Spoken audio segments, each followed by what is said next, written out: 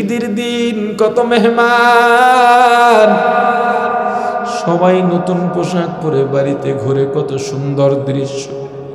তোর মায়ের জন্য নতুন শাড়ি কিনলাম, নতুন জুতা কিনলাম।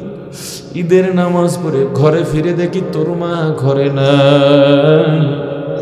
মাঝের রুমে গেলাম দেখি সেখানেও নাই, কিচেনে গেলাম দেখি সেখানেও নাই। বাবারে দোতলায় উঠলাম, গিয়া দেখি তুই যেই রুমে ঘুমাইতি ওই রুমে বসে তোর কাপড় চোপড় সামনে নিয়ে তোর মা শিশুর মতো চোখের পানি ছেড়ে কাঁদে।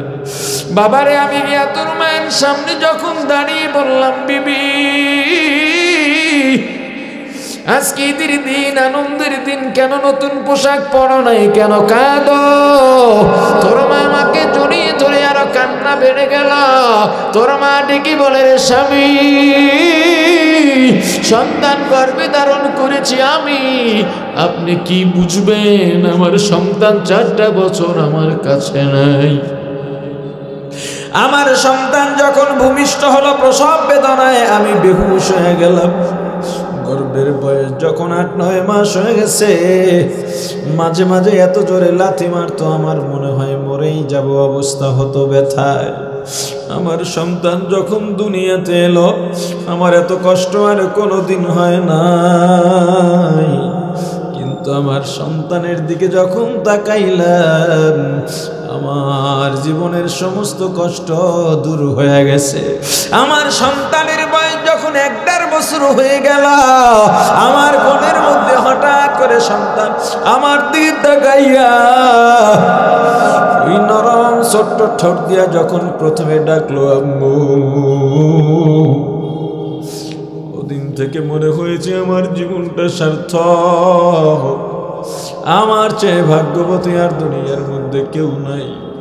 ওই আম্মু ডাকটা আমার এত ভালো লেগেছে, সারা পৃথিবী আমার সামনে যদি এনে দেওয়া হয় এত ভালো লাগবে না রে স্বামী। ওই সন্তান 4টা বছর আমার কাছে নাই, নিজে একটু খাওয়াইয়াও দিতে পারি নাই, মা ডাকও শুনতে পারি নাই। ওরে স্বামী, ওই সন্তান আজকে ঈদের দিন লন্ডন বসে কি করে আমি জানি না। ওখানে তো বসে থাকতে যায় নাই, কাজের মধ্যে লিপ্ত হতে গিয়েছে, কাজ করতে গিয়েছে। আমার সন্তানকে রেখে ঈদের আনন্দ করতে পারি না। ওরে বাবা, তুই যেদিন ফোন দিয়েছিস ওদিন থেকে তোর মা ঘুমায় না, তোর মা খায় না। আজকে যখন ফোন দিলি তোর মা সারা রাত পিঠা বানাইছে, তোর জন্য কত আয়োজন করেছে, নিজের হাতে তোর জন্যে কত ডিজাইনের কত কিছু বানিয়েছে রে বাবা, কত আয়োজন। আজকে যখন ফোন দিয়া বললি আমি আসতেছি, তোর মায়ের আনন্দ কে দেখবে? আমি ছাড়া তো কেউ দেখে নাই। তোর মাকে এত খুশি কোনোদিন দেখি নাই। বাবারে, তোর মাকে কি জবাব দেব বল? মৃত সন্তানকে অ্যাম্বুলেন্সে উঠাইয়া বাবা রওনা দিছেন বাড়ির দিকে। মা দরজায় গাছের আড়াল থেকে তাকিয়ে দেখলেন একটা গাড়ি আসতেছে। এই রোডে তো গাড়ি ঢোকে না, নিশ্চয় আমার সন্তান গাড়ি নিয়ে আসছে। আনন্দে ঘরের মধ্যে একটা দৌড় দিছে, সন্তানদের ডাক দিছে, আয় আয় তোদের ভাই গাড়ি নিয়ে চলে এসেছে, একটু ইস্তেকবাল করা দরকার। মা নিজেও ফুল নিয়ে অপেক্ষা করতেছে, বোনেরা ফুল নিয়ে অপেক্ষা করতেছে, ভাইয়েরা ফুল নিয়ে অপেক্ষা করতেছে বরণ করুন। বন্ধু বান্ধব সব বাড়ির মধ্যে ভিড় জমাইছে, ফুলের মালা নিয়ে আছো বন্ধুকে বরণ করবে। গাড়িটা যখন হুইসেল দিয়া বাড়ির মধ্যে ঢুকছে, মা ঘরের মধ্য থেকে চিৎকার দিয়ে লাফ দিয়ে বাহিরে পড়ে বললেন, কপাল কার পুরল, আমার বাড়ি অ্যাম্বুলেন্স কেন? অ্যাম্বুলেন্সের দরজা খুলে তাকিয়ে দেখে কলিজার টুকরা সন্তান রক্তমাখা অবস্থায় ঘুমিয়ে গেছে। মা সন্তানকে ধরে ডাকেন আর বলে, নুরে বাবা, কতটা দিন ধরে তোর জন্য অপেক্ষা করতেছি, একবার মা বলে ডাক দিবি রে বাবা। ওরে বাবা, এই জায়গা তোর জন্য না, নতুন চাদর বিছাইছি নতুন বালিশের কভার, বোনেরা কাঁদে আর বলে ওরে ভাই গরম পানি বসাইছিলাম তোমার ক্লান্তি দূর করার জন্যে, ওই পানি দিয়েই যে তোমার শেষ গোসল হবে বুঝি নাই, বুঝি নাই। ওরে সিলেটের আল্লাহর গোলাম কোন দিন জানি মারা যাবো জানি না, জানি না। এই দুনিয়ার সময় বেশি দিন নাই, বেশি দিন নাই, মরা লাগবে কেন বোঝো না রে বাবা। সে কি আনন্দ, 4 বছর পরে সন্তান আসবে। বাবা যায় না মাঝে বসে গেছেন, সন্তানের জন্য দোয়া করতেছেন, ঘুমাইতে চাইলেও ঘুম আসে না, এতটা আনন্দ। সাহারির শেষ সময় সন্তানের কোনো খবর নাই। সাহারি খায়, ফজরের নামাজ পড়ে দরজা খুলে পথের দিকে তাকিয়ে অপেক্ষা করতেছে সন্তান আসবে।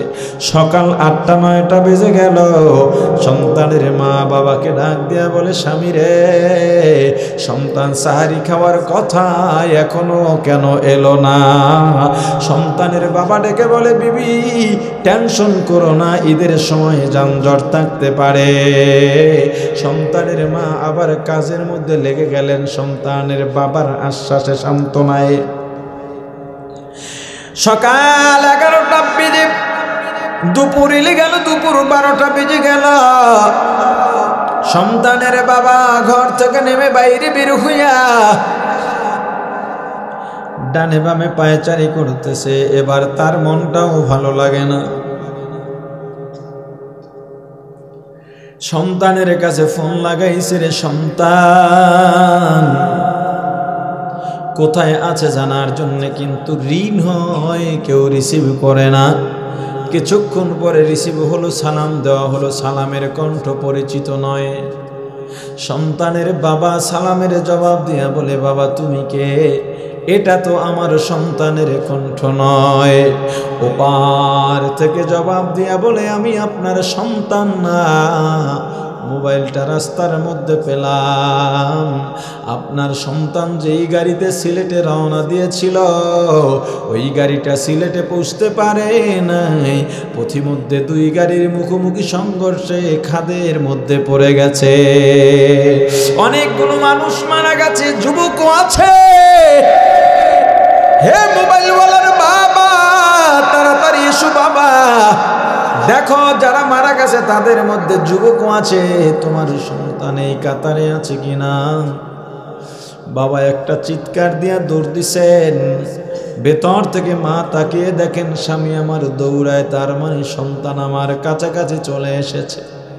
ছেলে মেয়েদের ডাক দিয়েছেন, কে কোথায় তোরা তাড়াতাড়ি এদিকে আয়। হে মেয়েরা, তোদের ভাই কাছাকাছি চলে আসছে, বিছানার চাদর বিছা, নতুন বালিশের কভার লাগা। একজন গিয়া যা তাড়াতাড়ি পানি গরম দে, কারণ সফরের পরে গরম পানি দিয়া গোসল করলে ক্লান্তি কেটে যায়। ছেলে মেয়েদের কাজে লাগায় মা বাড়ির দরজায় চলে গেছে। গাছের আড়াল থেকে পথের দিকে তাকিয়ে আছে। এদিকে বাবা স্পটে গিয়ে দেখেন অনেকগুলো লাশ সাদা কাপড় দিয়া রাস্তার পাশে ঢেকে রাখা হয়েছে। কৌতূহল নিয়ে একটা একটা মাথার উপর থেকে কাপড় উঠান আর চেহারার দিকে তাকান। হঠাৎ তাকায় দেখে কলিজার টুকরা সন্তান লাশের মিছিলে শামিল হয়ে গেছে। ওরে মুসলমান ইমানদার আল্লাহর গোলাম, হে সিলেটের যুবক ভাই, মোটর সাইকেল নিয়ে বের হয়েছো, তোমার কত স্বপ্ন, কত পরিকল্পনা, তুমিও জানো না সামনে আজরাইল দাঁড়ায় রইছে। বরগুনার লঞ্চে যারা উঠল ওদের কত স্বপ্ন ছিল, কত সাধনা ছিল, কত পরিকল্পনা ছিল। লঞ্চ থেকে নেমে এই কাজ করবে, এটা করবে, সেটা করবে, কিন্তু ওরা জানতো না ওই লঞ্চের মধ্যে পুড়ে অস্তিত্ব বিলীন হয়ে যাবে। ওরে আল্লাহর গোলাম, কোন দিন মারা যাব তুমিও জানো না, আমিও জানি না। সন্তানের বাবা চিৎকার দিয়ে কাঁদেন আর বলেন, ওরে বাবা, হাতের মধ্যে ঈদের বাজার শক্ত করে ধরা আছে। ওরে বাবা, ঈদের বাজার নিয়ে আইলি, তুই কেন বাড়ি পর্যন্ত পৌঁছিলি না? ওরে বাবা, তোর মাকে আমি কি জবাব দিব বল?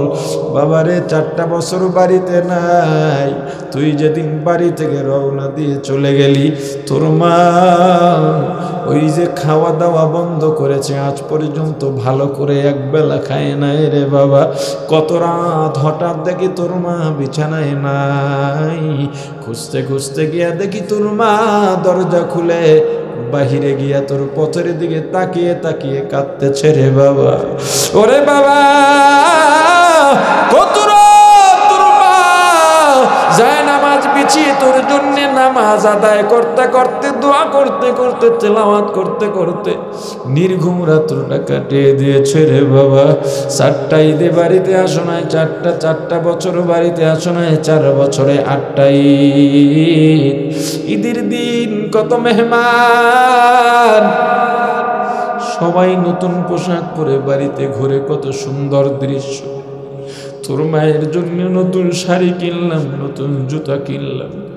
ঈদের নামাজ পড়ে ঘরে ফিরে দেখি তোর মা ঘরে নাই। মাঝের রুমে গেলাম দেখি সেখানেও নাই, কিচেনে গেলাম দেখি সেখানেও নাই। বাবারে দোতলায় উঠলাম, গিয়া দেখি তুই যেই রুমে ঘুমাইতি ওই রুমে বসে তোর কাপড় চোপড় সামনে নিয়ে তোর মা শিশুর মতো চোখের পানি ছেড়ে কাঁদে। বাবারে আমি গিয়া তোর মায়ের সামনে যখন দাঁড়িয়ে বললাম, বিবি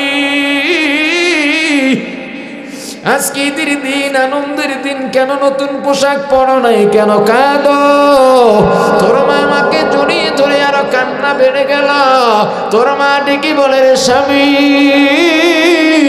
সন্তান গর্ভে ধারণ করেছি আমি, আপনি কি বুঝবেন? আমার সন্তান 4টা বছর আমার কাছে নাই। আমার সন্তান যখন ভূমিষ্ঠ হলো প্রসব বেদনায় আমি বেহুশ হয়ে গেলাম।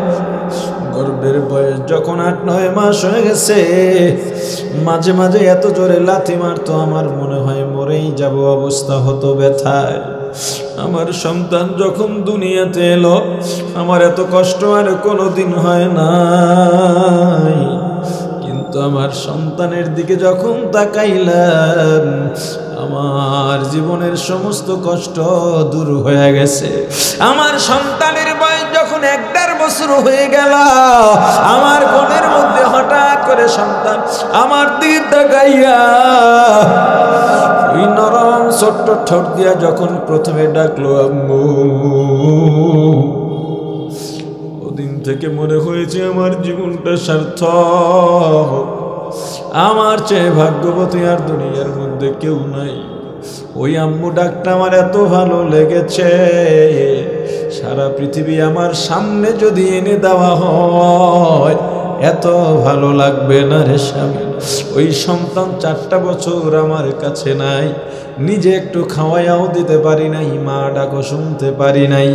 ওরে স্বামী, ওই সন্তান আজকে ঈদের দিন লন্ডন বসে কি করে আমি জানি না।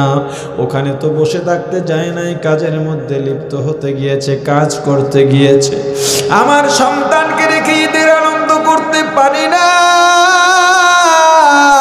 ওরে বাবা, তুই যেদিন ফোন দিয়েছিস ওদিন থেকে তোর মা ঘুমায় না, তোর মা খায় না।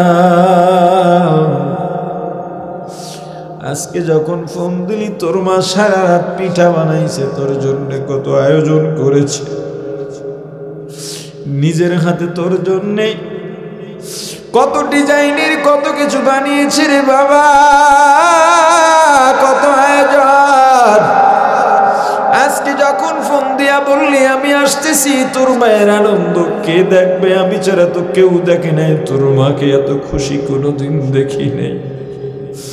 বাবারে, তোর মাকে কি জবাব দেব বল? মৃত সন্তানকে অ্যাম্বুলেন্সে উঠাইয়া বাবা রওনা দিছেন বাড়ির দিকে। মা দরজায় গাছের আড়াল থেকে তাকিয়ে দেখলেন একটা গাড়ি আসতেছে। এই রোডে তো গাড়ি ঢোকে না, নিশ্চয় আমার সন্তান গাড়ি নিয়ে আসছে। আনন্দে ঘরের মধ্যে একটা দৌড় দিছে, সন্তানদের ডাক দিছে, আয় আয়, তোদের ভাই গাড়ি নিয়ে চলে এসেছে, একটু ইস্তেকবাল করা দরকার। মা নিজেও ফুল নিয়ে অপেক্ষা করতেছে, বোনেরা ফুল নিয়ে অপেক্ষা করতেছে, ভাইয়েরা ফুল নিয়ে অপেক্ষা করতেছে, বরণ করুন। বন্ধু বান্ধব সব বাড়ির মধ্যে ভিড় জমাইছে, ফুলের মালা নিয়ে আছ বন্ধুকে বরণ করবে। গাড়িটা যখন হুইসেল দিয়া বাড়ির মধ্যে ঢুকছে, মা ঘরের মধ্য থেকে চিৎকার দিয়ে লাফ দিয়ে বাহিরে পড়ে বললেন, কপাল কার পুরল, আমার বাড়ি অ্যাম্বুলেন্স কেন? অ্যাম্বুলেন্সের দরজা খুলে তাকিয়ে দেখে কলিজার টুকরা সন্তান রক্তমাখা অবস্থায় ঘুমিয়ে গেছে। মা সন্তানকে ধরে ডাকেন আর বলে, নুরে বাবা, কতটা দিন ধরে তোর জন্য অপেক্ষা করতেছি, একবার মা বলে ডাক দিবি রে বাবা। ওরে বাবা, এই জায়গা তোর জন্য না, নতুন চাদর বিছাইছি, নতুন বালিশের কভার। বোনেরা কাঁদে আর বলে, ওরে ভাই, গরম পানি বসাইছিলাম তোমার ক্লান্তি দূর করার জন্যে, ওই পানি দিয়েই যে তোমার শেষ গোসল হবে বুঝি নাই, বুঝি নাই। ওরে সিলেটের আল্লাহর গোলাম, কোন দিন জানি মারা যাবো জানি না, জানি না। এই দুনিয়ার সময় বেশি দিন নাই, বেশি দিন নাই, মরা লাগবে কেন বোঝো না রে বাবা। দুনিয়ার জন্য ইবাদতে তাড়াহুড়া করবা না, দুনিয়ার জন্য আল্লাহর গোলামিতে তাড়াহুড়া করবা না, দুনিয়ার জন্য আমলের মধ্যে ত্রুটি করবা না। নামাজে যখন দাঁড়া যায়, রুকুতে গিয়া কি বলি জোরে বলেন, সুবহানা রাব্বিয়াল আযীম। কত মজার ব্যাপার, যখন মানুষ রুকুতে যায় তখন মানুষ এতটাই দুর্বল থাকে, শক্তি থাকে না, কেউ ধাক্কা দিলেও পড়ে যায়। ওই জায়গায় গিয়ে আল্লাহ শক্তির ঘোষণা দিলাম, সুবহানা রাব্বিয়াল আযীম। ওগো আল্লাহ, তুমি তো মহাপবিত্র এবং শক্তিধর, এত শক্তি তোমার চাইতে বড় শক্তিওয়ালা পৃথিবীতে আর কেউ নাই।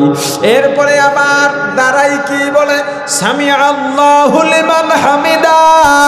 এরপরে কি বললাম, আল্লাহ যারা প্রশংসা করেছে আল্লাহ তাদের প্রশংসা শুনেছেন। মুক্তাদি কি বলে, রব্বানা লাকাল হামদ। ওগো আমার আল্লাহ, আমরা আপনার প্রশংসাই করেছি। এরপরে সেজদায় গিয়ে কি বলি, কত মজার ব্যাপার। আমি রুকুতে গেলাম দুর্বল, আল্লাহকে শক্তির ঘোষণা দিলাম। সেজদায় গেলাম, আমি সবচেয়ে জমিনের নিচু হয়ে গেলাম, কারণ মাটির নিচে মাথা আর ঢুকানো যাবে না, এই মাথা মাটির সঙ্গে মিশানোই হলো একেবারে নত হওয়া। সেখানে গিয়ে ঘোষণা দিলাম, সুবহানা রাব্বিয়াল আ'লা। ওগো আমার আল্লাহ, আপনার পবিত্রতার সঙ্গে সঙ্গে এটাও ঘোষণা দিতেছি, আপনি অনেক উঁচু, আমি হলাম নত, আমি হলাম নিচু, আপনি সর্ব উঁচু। রুকু থেকে উঠলাম, প্রশংসা করলাম। এরপরে সেজদায় গেলাম। কেন? সেজদায় গিয়া বান্দার কপাল আর নাক আল্লাহর কুদরতি কদমের মধ্যে রাখা হয়, এটার নাম গোলামি। তখন বান্দার আর আল্লাহর মাঝে কোনো তফাৎ থাকে না, পর্দা থাকে না, এত কাছাকাছি হয়ে যায়। এত কাছাকাছি হওয়ার আর কোনো মাধ্যম নাই বান্দার সঙ্গে আল্লাহর। ওই সেজদায় গিয়া, সেজদা হলো দোয়া করার মুখ্যম জায়গা। ওই দোয়ার আগে আমি আল্লাহর প্রশংসা করলাম। কেন আল্লাহর প্রশংসা করব দোয়ার আগে? এটা আল্লাহ শিখিয়ে দিয়েছেন।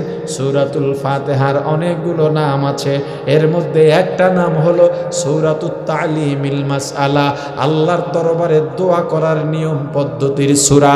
আল্লাহর কাছে দোয়া কেমনে করব আল্লাহ শিখিয়ে দিয়েছেন। আল্লাহ বলেন, বান্দা আমার কাছে যদি দোয়া করতে হয়, সর্বপ্রথম আমি আল্লাহর প্রশংসা করবা। প্রশংসা কেমনে করবা তুমি তো জানো না, এটাও আমি আল্লাহ শিখিয়ে দিলাম। আলহামদুলিল্লাহি রাব্বিল আলামিন। অতএব নামাজের মধ্যে যখন দোয়ার জায়গায় চলে যাব, সেজদায় যাওয়ার আগে আল্লাহর প্রশংসা করে গেলাম। গেলাম। এই নামাজের মধ্যে এত সুন্দর কায়দা কানুন, এত সুন্দর আল্লাহর সঙ্গে সম্পর্কের স্টেপ বাই স্টেপে আল্লাহর সঙ্গে সম্পর্ক। ওরে মুসলমান ইমানদার, এজন্যে নামাজের গুরুত্ব বেশি। নামাজে আর কখনো তাড়াহুড়া করা যাবে না। এসো না আল্লাহর নামে গান গাই, এসো না মন প্রাণ জোড়াই, এসো না মন প্রাণ জোড়াই। আল্লাহু আকবার বলো, আল্লাহু আকবার, আল্লাহু আকবার বলো, আল্লাহু আকবার, আল্লাহু আকবার বলো।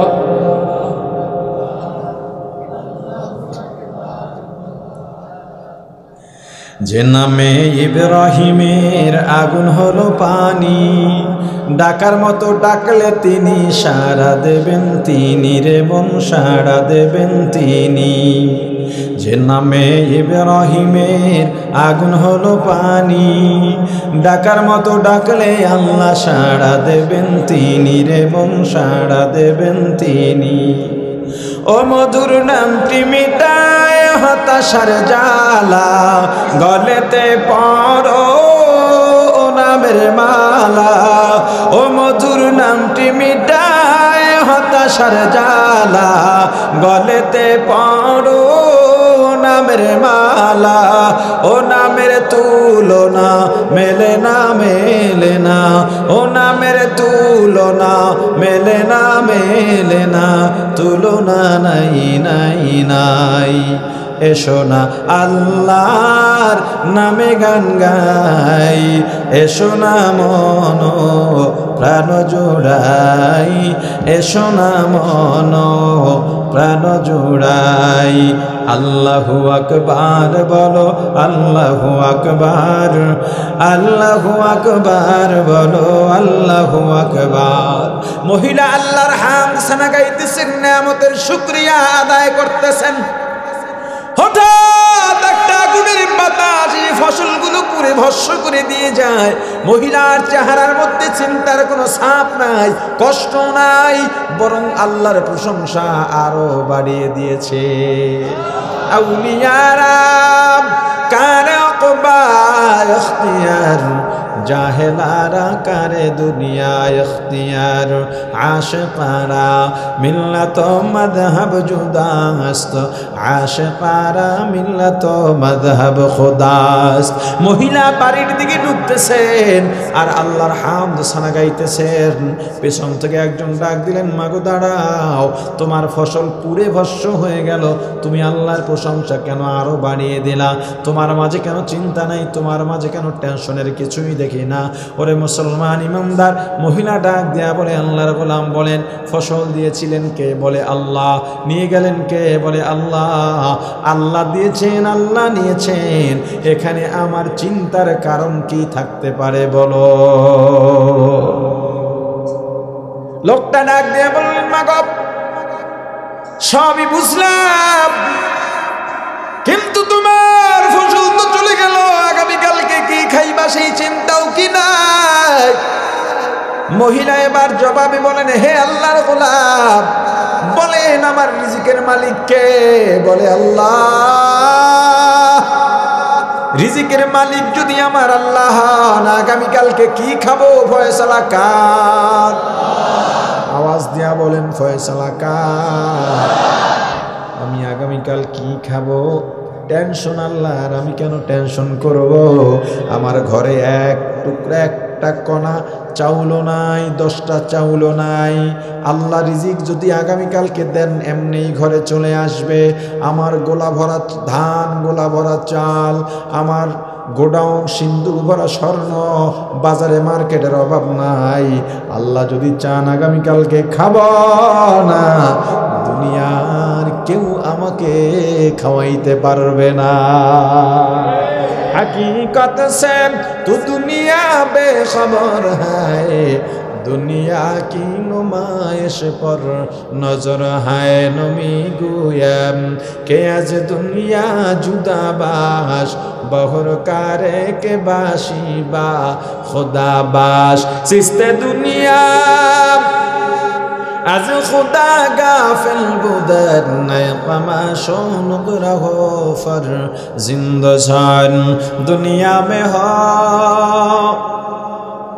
दुनिया का तलबगार नहीं हो दुनिया में हो दुनिया का तलबगार नहीं हो बाजार से गुजर हो खरीदार नहीं हो बाजार से गुजर हो खरीदार नहीं हो ज़ागाज़ी लगाने के दुनिया नहीं है ये इबरत की जाए तमाशा नहीं है ये इबरत की जाए तमाशा नहीं है ওরে মুসলমান ইমানদার আওয়াজ দিয়া বলেন রিজিকের মালিক কে হে ইমাম তুমি রিজিকের চিন্তা করবা না রিজিক দেওয়ার মালিক আল্লাহ হক কথা থেকে পিছু হটবা না আজকে আমি হক কথা বলার কারণে আপনাদের মাহফিলে আসার পর শুধু আজকের দিনে বা এই এক সপ্তাহের মধ্যে আজকের মাহফিল পেলাম আমার কানের কাছে কয়েকটা মাইক আসে নাই বাকি প্রত্যেকটা মাহফিলে বসার আগে দুই দিক থেকে সমানে মাইক আসতে থাকে হুজুর হুজুর হুজুর এটা ওইটা এটা সেটা বুঝেন নাই বুঝেন নাই হুজুরের কথা বলা যাবে না ও কথা বলা যাবে না বলে সাপ আছে সাপ খিতা আছে আমি বলি কিসের চাপ বলে মেম্বার চেয়ারম্যান এমপি মন্ত্রী দারোগা ওসি এসপি আমি বলি আমারও একটা চাপ আছে বলবেন আপনার আবার কিসের চাপ আমি বলি আল্লাহর চাপ আল্লাহর চাপ আজকে আমি দাওয়াত ধরে রাখার জন্য জনপ্রিয়তা ধরে রাখার জন্য মিষ্টি মিষ্টি কথা বলে যাব এই সমাজে যে রোগ আছে ওই রোগের কথা বললাম না আমি এমন এক ভোতা ডাক্তার এমন এক বোচা ডাক্তার এমন একটা সাপ চাই যার দাঁত নাই কামড়ায় না ফোঁস করে না চোখে দেখে না আমি এমন এক ডাক্তার যেই ডাক্তার ঘা জায়গা দেখে ঘা জায়গায় মলম লাগায় না ভালো জায়গায় মলম লাগায় চলে যায় আমি ওই ডাক্তার না ঘা জায়গা রেখে মাথায় ঠান্ডা তৈল মালিশ করে আপনাকে ঘুম পড়াবো আমি এমন ডাক্তার যেখানে ঘা দেখবো সেখানেই মলম লাগাবো আর ঘা জায়গায় মলম লাগাইলে মজা লাগে না জ্বলে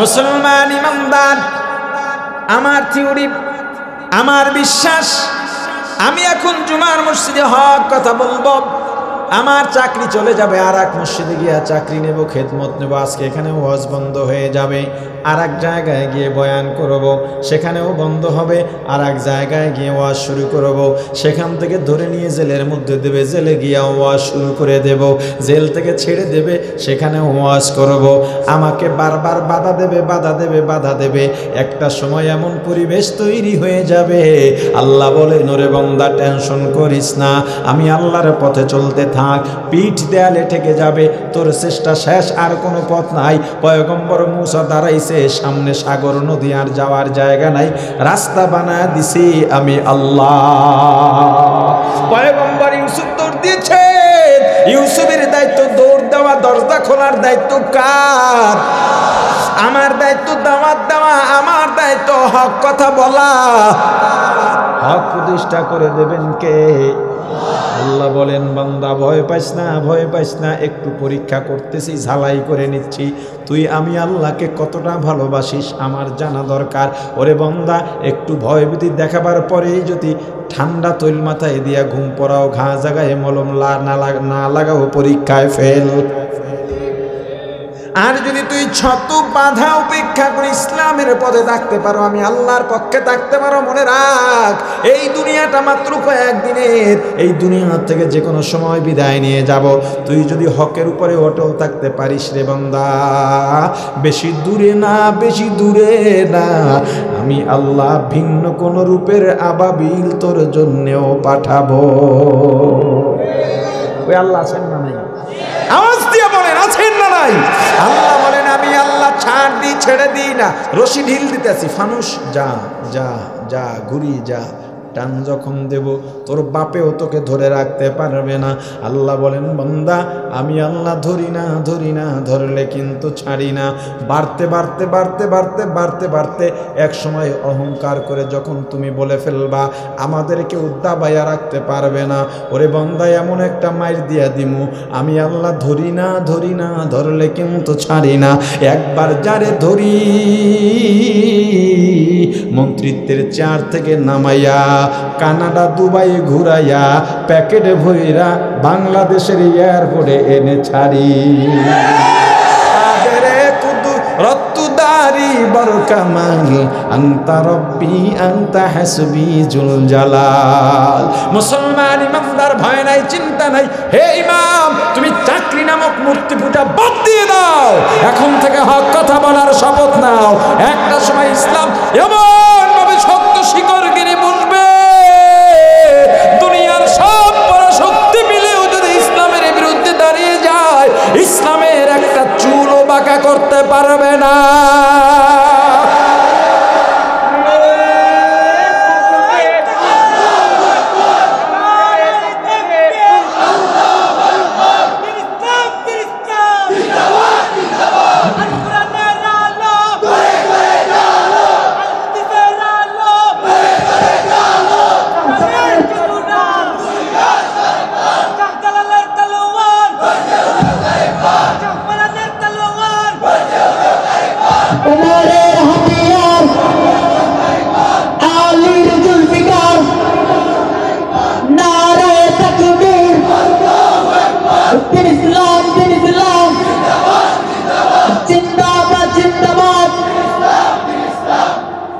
ভাইরা আমার, ইসলামকে ভালোবাসি না?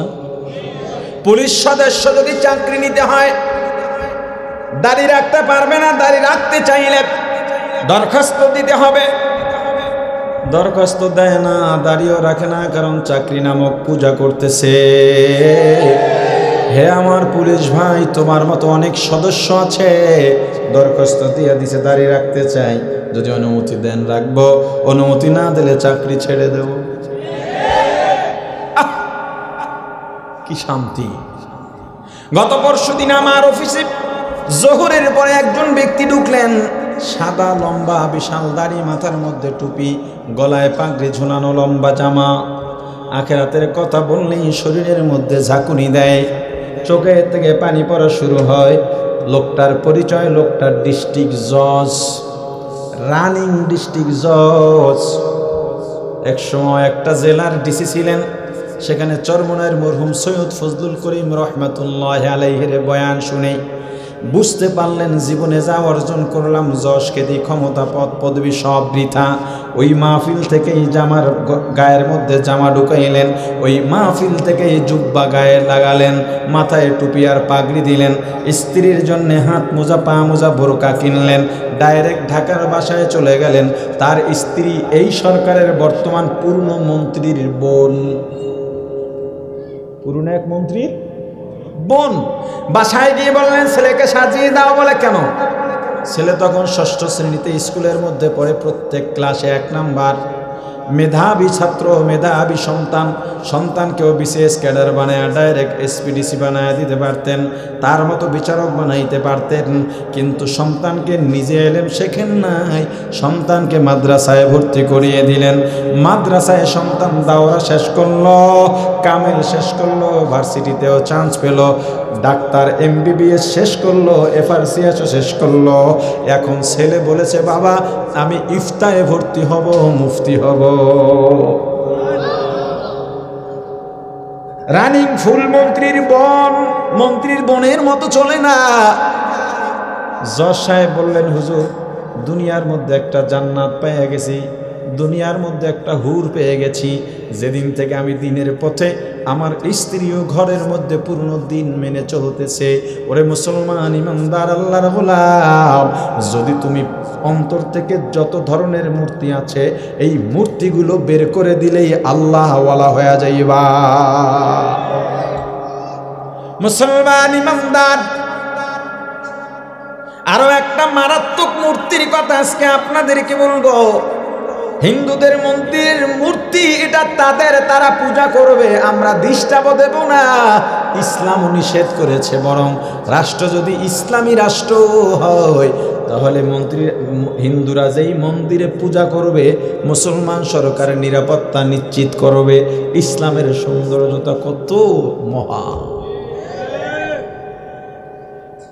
মুসলমান ইমানদার, এমন একটা মূর্তি পূজার কথা বলবো আপনাদের। এই এলাকার নতুন বাজার না, এই বাজারের বহু ব্যবসায়ী আছে, গার্মেন্টস ব্যবসায়ী, যাদের দোকানে টি শার্ট, থ্রি পিস, যাদের দোকানে শাড়ি বিক্রি করা হয়, ওই দোকানগুলোর মধ্যে অনেকগুলো মূর্তি আছে, ডল, পুতুল।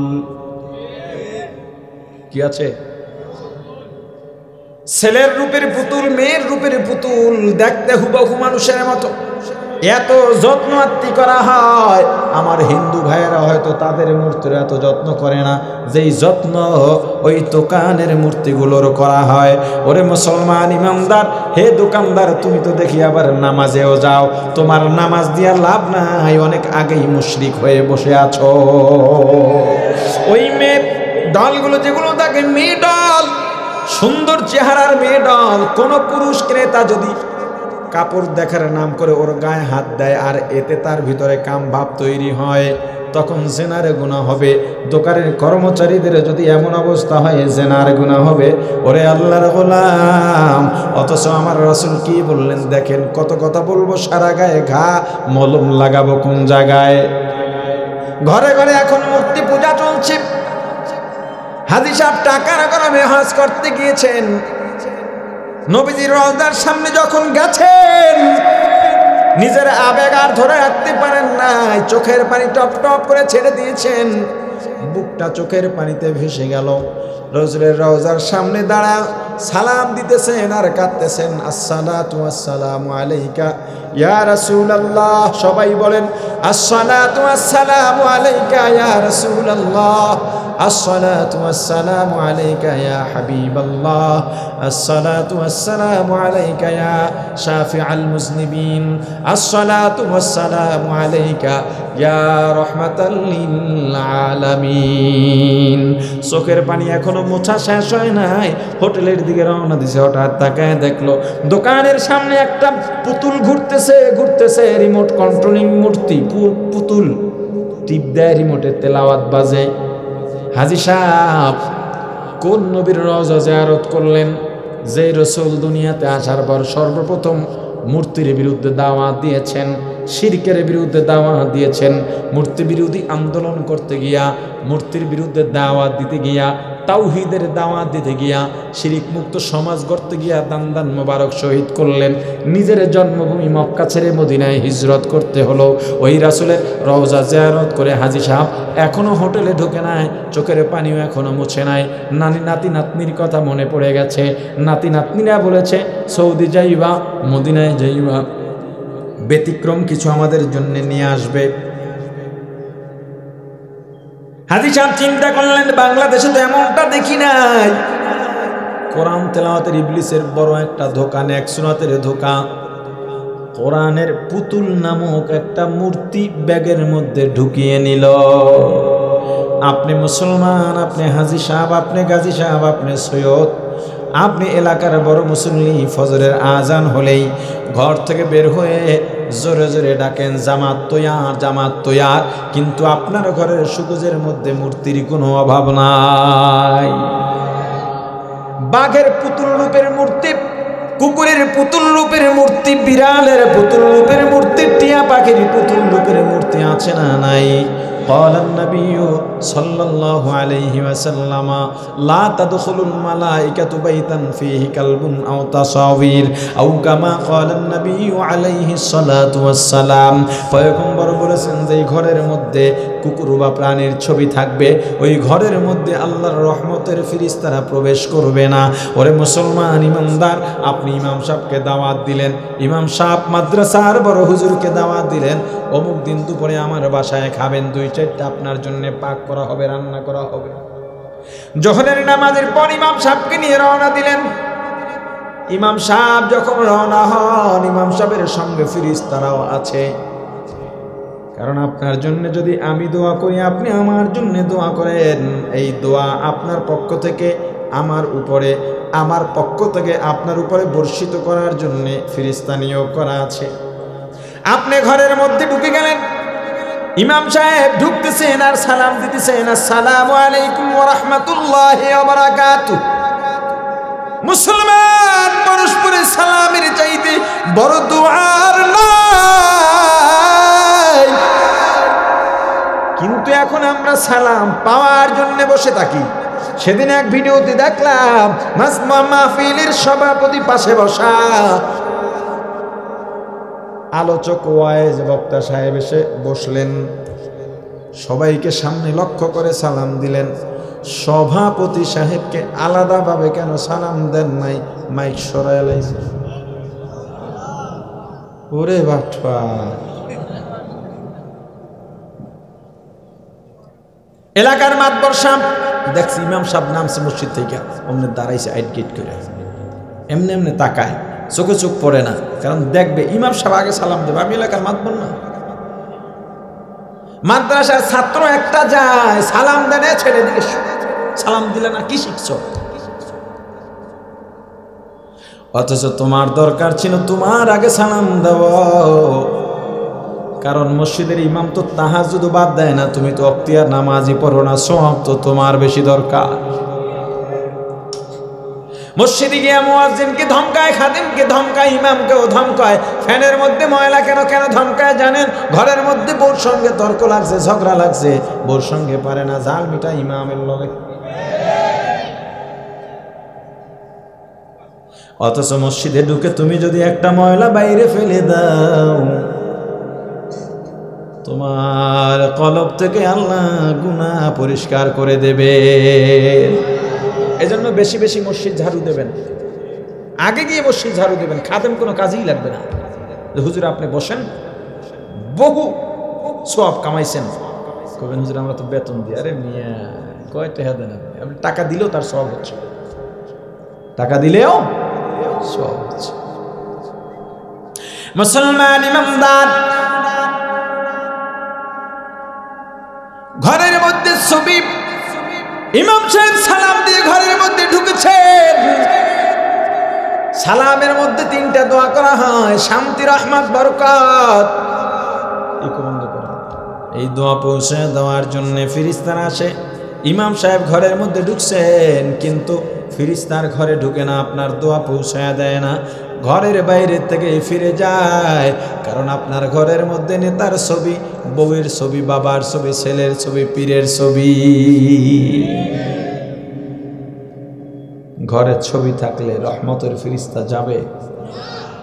মূর্তির ছবি থাকলে, মূর্তি থাকলে, কুকুরের মূর্তি, বিড়ালের মূর্তি, ঘর থেকে ছবি নামিয়ে ফেলতে হবে, অফিস থেকে ছবি নামিয়ে ফেলতে হবে, দোকান থেকে ছবি নামিয়ে ফেলতে হবে। কথা বুঝে না? জোরে সাবধান। মুসলমান ইমানদার আল্লাহর দরবারে নামাজের মধ্যে স্বীকারোক্তি দিলাম, ইয়্যাকা না'বুদু ওয়া ইয়্যাকা নাস্তাঈন। আল্লাহ আমরা আপনারই গোলাম, কারণ আপনি আমাদেরকে দুনিয়ার মধ্যে পাঠাইছেন আপনার গোলামি করার জন্য, শিরিক করতে নয়। আমরা শিরিক করব না, ইবাদত করব। আহা কথা বলেন, আমরা শিরিক করব না, ইবাদত করব। আমি আবেদ, আমি আল্লাহর গোলাম, আমার স্লোগান কি হবে? আল্লাহর কাছে আমার কি স্বীকারোক্তি হবে? আল্লাহ শিখিয়ে দিয়েছেন, বান্দা তুমি তো জানবা না, ভুলও বলতে পারো, এজন্য আমি আল্লাহ তোমাকে শিখিয়ে দিলাম। ইন্না সালাতি ওয়া নুসুকি ওয়া মাহইয়ায়া ওয়া মামাতি লিল্লাহ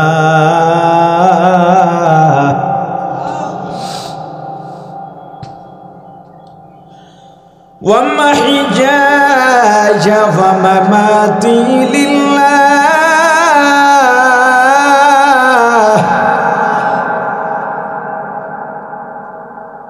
ومحياي ومماتي لله رب العالمين.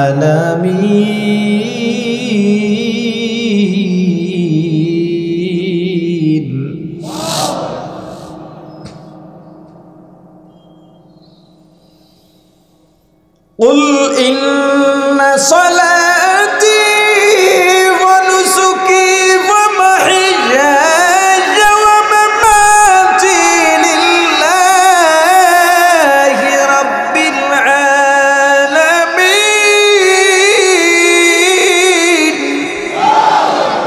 ইবাদতের মধ্যে তাড়াহুড়ো করো না। যাদের জন্য এত চেষ্টা, যাদের জন্য এত পরিশ্রম, ওরা শুধু তোমার আমার কষ্টের ফল ভোগ করবে, তোমার আমার কষ্টের ভাগী হবে না। আমি যখন মারা যাব ওরা আমার সঙ্গে কবরে যাবে না। আমি যখন মারা যাব 2টা দিন আমাকে দুনিয়াতেও বেশি রাখার জন্যে কাঁদবে না। যেই বিবির সঙ্গে একই বিছানায় সারাটা জীবন কাটিয়ে দিলাম, ওই বিবিও কাঁদবে ঠিক, কিন্তু একবারও বলবে না স্বামীকে 2 দিন দুনিয়ায় রেখে দাও। যেই সন্তানের জন্য এত কামাই করলাম, বাজারে গেলাম মিষ্টি খাইতে মনে চায় খাই নাই, সন্তানের জন্য টাকা জমিয়েছি। ঈদের সময় সন্তানের জন্য আমি কাপড় বানালাম, নতুন কাপড় নতুন জুতা, কিন্তু আমি পুরান কাপড়টা ধুয়ে ইস্ত্রি করে গায়ে দিয়েছি, নতুন বানাই নাই। ওরে আল্লাহর গোলাম, যদি মারা যায় ওই সন্তানও কাঁদবে ঠিক, কিন্তু একবারও বলবে না 5টা দিন দুনিয়ায় রেখে দাও। মুসলমান ইমানদার, সন্তান লন্ডনে চলে গেছে, 4 বছর হয়ে গেছে, সিলেটে আসে না। বাবার কাছে 4 বছর পরে রমজান মাসে সন্তান ফোন করলো, বাবা এবারের রমজানের ঈদ আমি সিলেটে আখালিয়ায় তোমাদের সঙ্গে করব কি না? এবার ঈদের নামাজের জামাতে বাপ পুত্র এক হয়ে যাব। সন্তান আবার বলে দিয়েছে, বাবা যেই যেই ঈদের বাজার বিদেশ থেকে নেওয়া যায়, বাংলাদেশের দুধের মধ্যে ভেজাল, বাংলাদেশের অমুকের মধ্যে ভেজাল, আমি এগুলো নিয়ে আসব। সন্তান ঈদের কাছাকাছি সময় ঢাকা এয়ারপোর্টে নেমে ফোন দিছে, বাবা আজকে আমি নাইটে উঠলাম, সাহারি তোমাদের সঙ্গে আমি আখালিয়া গিয়ে খাবো। খবর পেয়ে মা ঘুমায় না, বাবা ঘুমান না। মা সন্তানের জন্য হরেক রকম পিঠা বানাইতেছেন, সে কি আনন্দ। 4 বছর পরে সন্তান আসবে, বাবা জায়নামাজে বসে গেছেন, সন্তানের জন্য দোয়া করতেছেন, ঘুমাইতে চাইলেও ঘুম আসে না, এতটা আনন্দ। সাহারির শেষ সময় সন্তানের কোনো খবর নাই। সাহারি খেয়ে ফজরের নামাজ পড়ে দরজা খুলে পথের দিকে তাকিয়ে অপেক্ষা করতেছে সন্তান আসবে। সকাল 8টা 9টা বেজে গেল। সন্তানের মা বাবাকে ডাক দেয়া বলে, স্বামী রে, সন্তান সাহারি খাওয়ার কথা এখনো কেন এলো না? সন্তানের বাবা ডেকে বলে, বিবি টেনশন করো না, ঈদের সময় যানজট থাকতে পারে। সন্তানের মা আবার কাজের মধ্যে লেগে গেলেন, সন্তানের বাবার আশ্বাসে সান্ত্বনায়। সকাল 11টা বেজে দুপুর এলে গেল, দুপুর 12টা বেজে গেল। সন্তানের বাবা ঘর থেকে নেমে বাইরে বের হইয়া ডানে বামে পায়চারি করতেছে। এবার তার মনটাও ভালো লাগে না। সন্তানের কাছে ফোন লাগাইছে, রে সন্তান কোথায় আছে জানার জন্য, কিন্তু ঋণ হয় কেউ রিসিভ করে না। কিছুক্ষণ পরে রিসিভ হলো, সালাম দেওয়া হলো, সালামের কণ্ঠ পরিচিত নয়।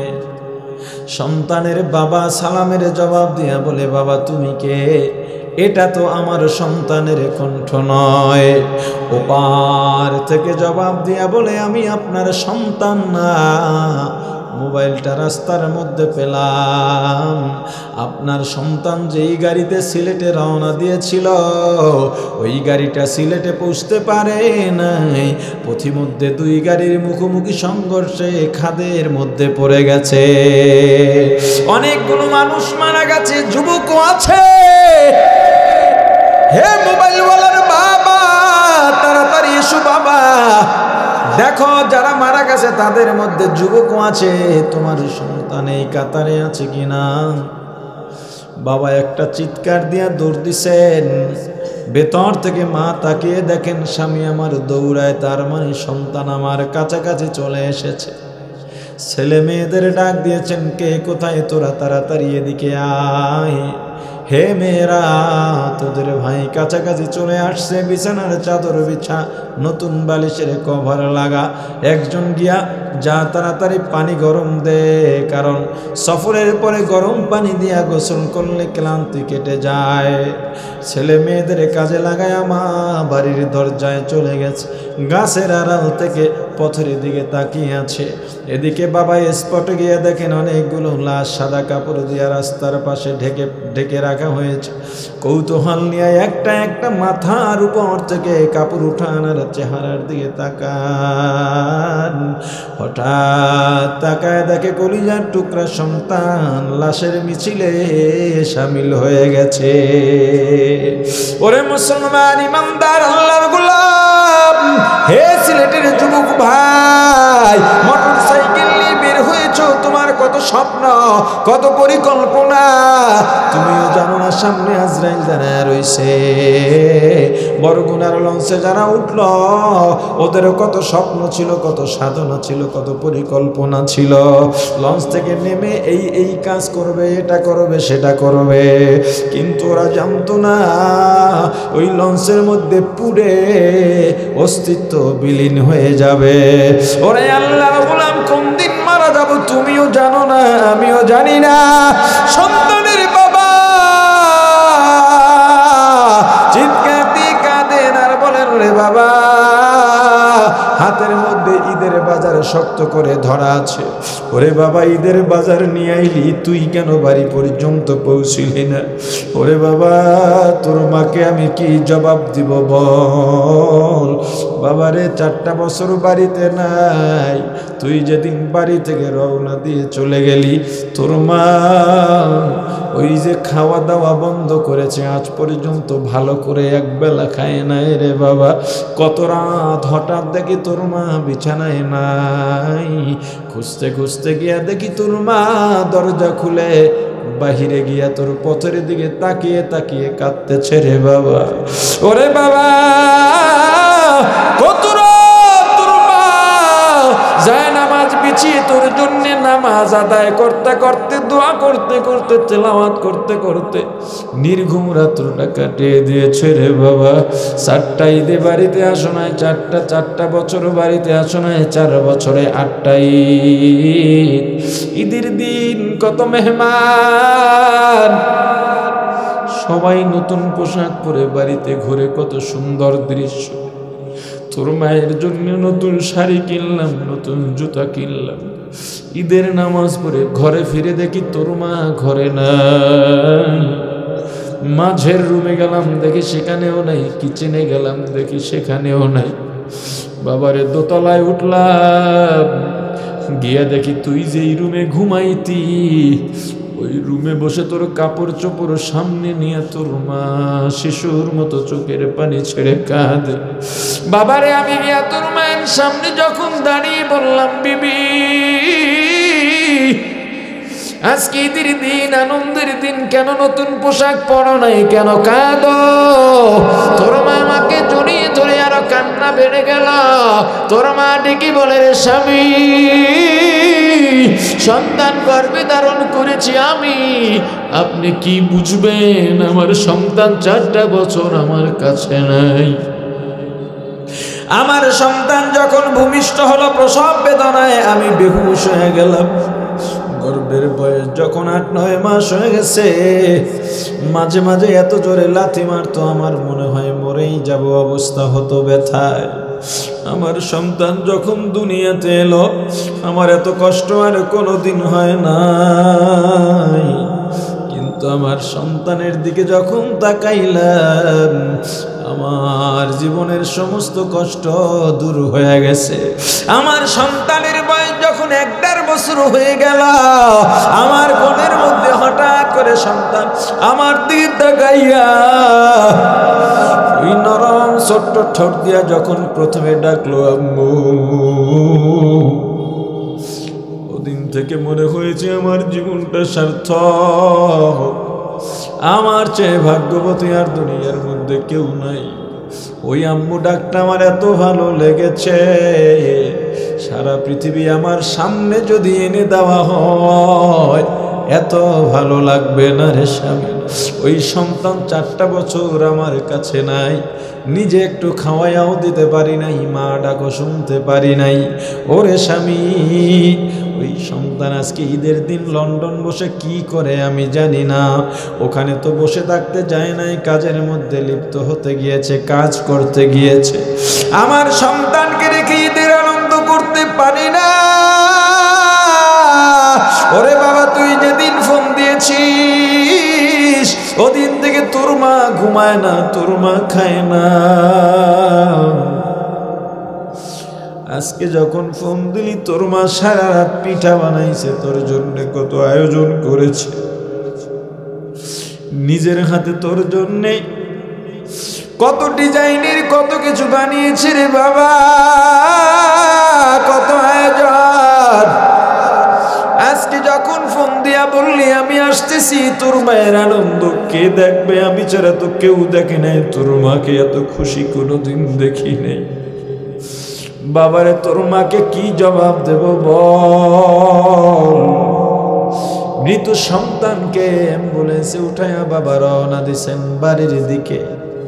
মা দরজায় গাছের আড়াল থেকে তাকিয়ে দেখলেন একটা গাড়ি আসতেছে। এই রোডে তো গাড়ি ঢোকে না, নিশ্চয় আমার সন্তান গাড়ি নিয়ে আসছে। আনন্দে ঘরের মধ্যে একটা দৌড় দিছে, সন্তানদের ডাক দিছে, আয় আয় তোদের ভাই গাড়ি নিয়ে চলে এসেছে, একটু ইস্তেকবাল করা দরকার।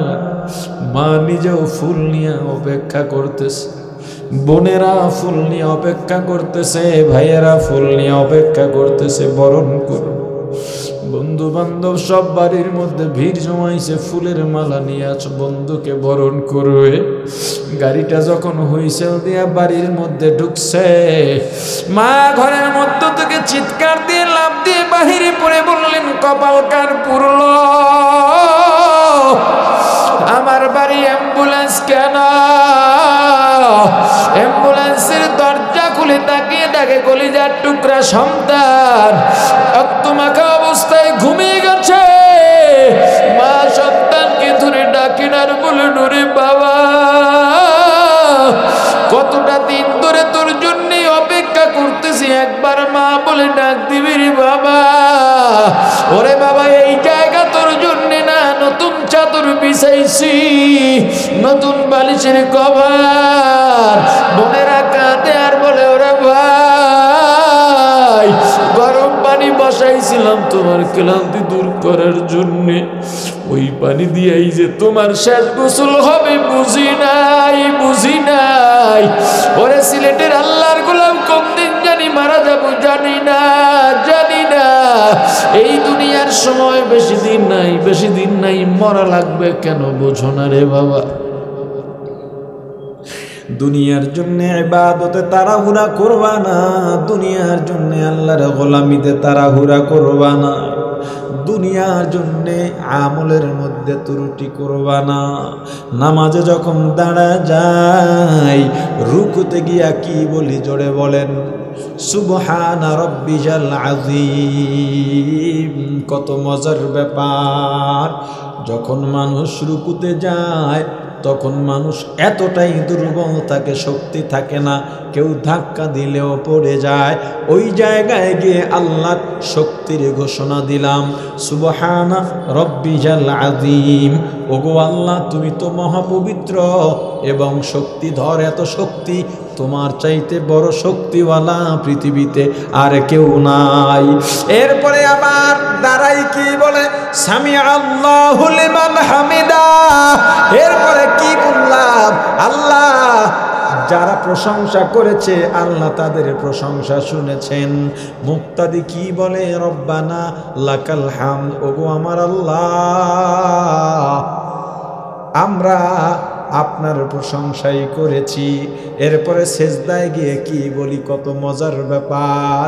আমি রুকুতে গেলাম দুর্বল, আল্লাহকে শক্তির ঘোষণা দিলাম। সেজদায় গেলাম, আমি সবচেয়ে জমিনের নিচু হয়ে গেলাম, কারণ মাটির নিচে মাথা আর ঢুকানো যাবে না। এই মাথা মাটির সঙ্গে মিশানোই হলো একেবারে নত হওয়া। সেখানে গিয়ে ঘোষণা দিলাম, সুবহানা রব্বিয়াল আ'লা। ওগো আমার আল্লাহ, আপনার পবিত্রতার সঙ্গে সঙ্গে এটাও ঘোষণা দিতেছি, আপনি অনেক উঁচু, আমি হলাম নত, আমি হলাম নিচু, আপনি সর্ব উঁচু। রুকু থেকে উঠলাম, প্রশংসা করলাম, এরপরে সেজদায় গেলাম। কেন? সেজদায় গিয়া বান্দার কপাল আর নাক আল্লাহর কুদরতি কদমের মধ্যে রাখা হয়, এটার নাম গোলামি। তখন বান্দার আর আল্লাহর মাঝে কোনো তফাৎ থাকে না, পর্দা থাকে না, এত কাছাকাছি হয়ে যায়।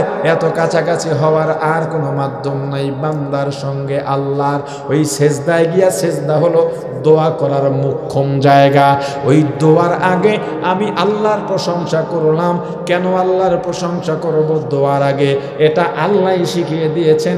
সূরাতুল ফাতিহার অনেকগুলো নাম আছে, এর মধ্যে একটা নাম হলো সূরাতুত তালিমিল মাসআলা, আল্লাহর দরবারে দোয়া করার নিয়ম পদ্ধতির সূরা। আল্লাহর কাছে দোয়া কেমনে করব আল্লাহ শিখিয়ে দিয়েছেন।